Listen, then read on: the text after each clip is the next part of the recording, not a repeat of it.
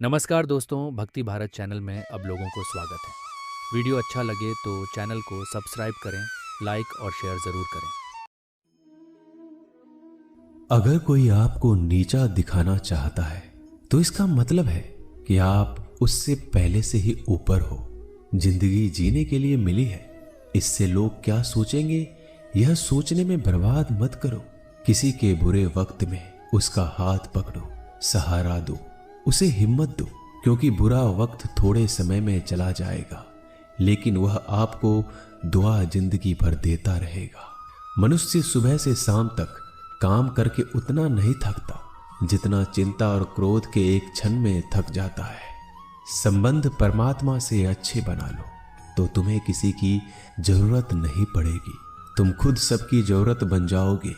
सलाह देने तो हजारों आते हैं लेकिन जब साथ देने की बारी आती है तो केवल भगवान आते हैं। जीतने के बाद तो सारी दुनिया गले लगाती है, क्योंकि जो आज आपके साथ है वह कल आपके खिलाफ हो सकते हैं।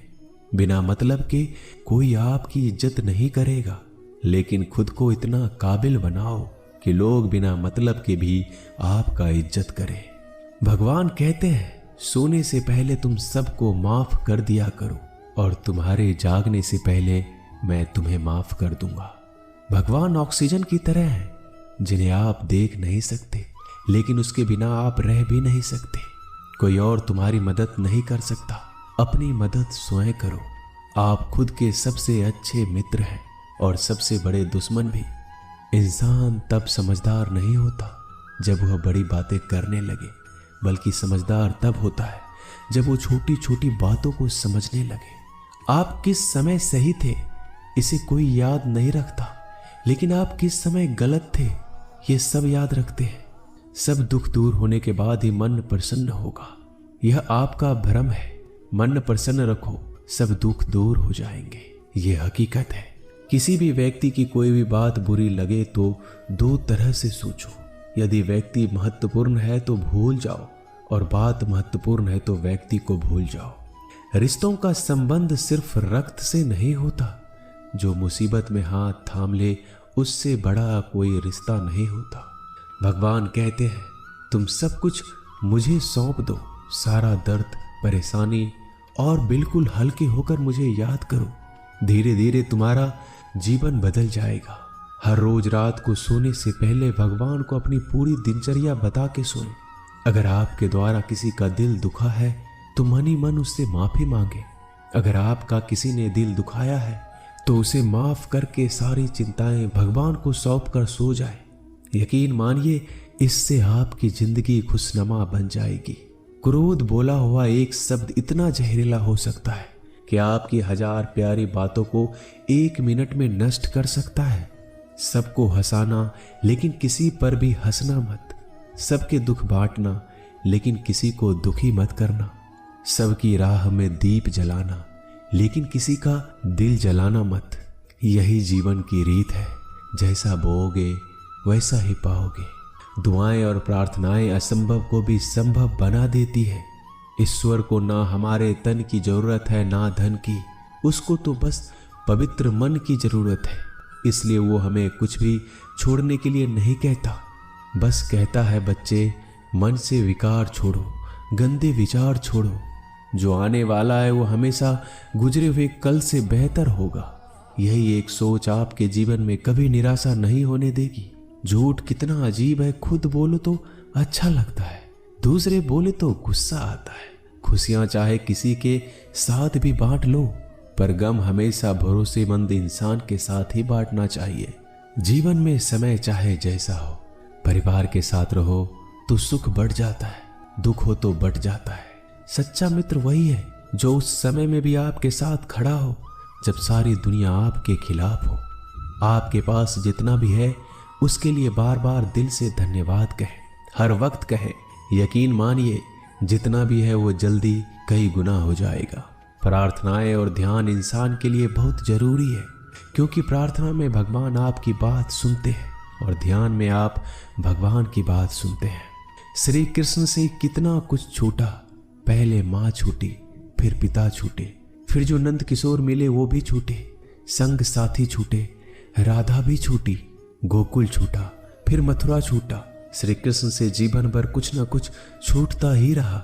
नहीं छूटा तो वो था देवत्व, मुस्कान और सकारात्मकता।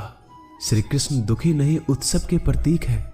सब कुछ छूटने पर भी कैसे खुश रहा जा सकता है, ये श्री कृष्ण से अच्छा कोई नहीं सिखा सकता। इसलिए हमेशा खुश रहें, सदा मुस्कुराते रहें। जीतने का मजा भी तभी आएगा जब लोग आपके हार का इंतजार करेंगे।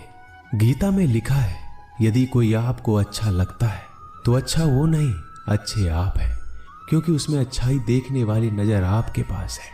अपनी पीड़ा के लिए संसार को दोष मत दो, अपने मन को समझाओ। तुम्हारे मन का परिवर्तन ही तुम्हारे दुखों का अंत है।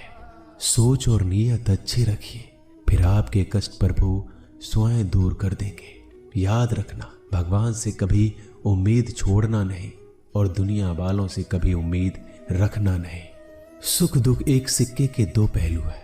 जहां सुख होगा वहां दुख भी होगा, जहां दुख होगा वहां सुख भी होगा।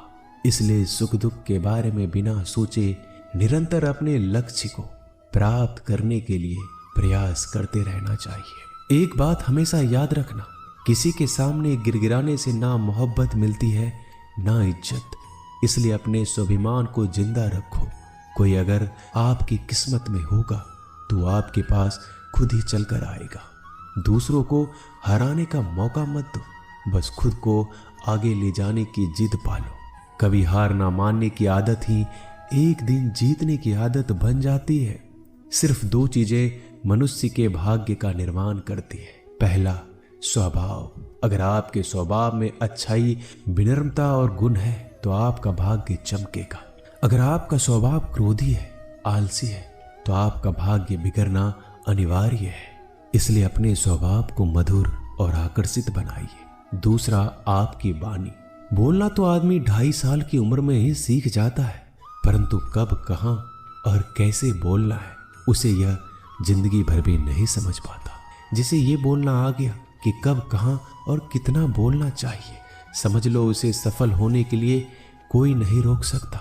पिता से बड़ा कोई सलाहकार नहीं, माँ की छांव से बड़ी कोई दुनिया नहीं, भाई से अच्छा कोई भागीदार नहीं और बहन से बड़ा कोई शुभ चिंतक नहीं। इस मतलबी दुनिया से कोई मतलब ना रखो, और मतलब रखना है तो अपने मतलब से मतलब रखो।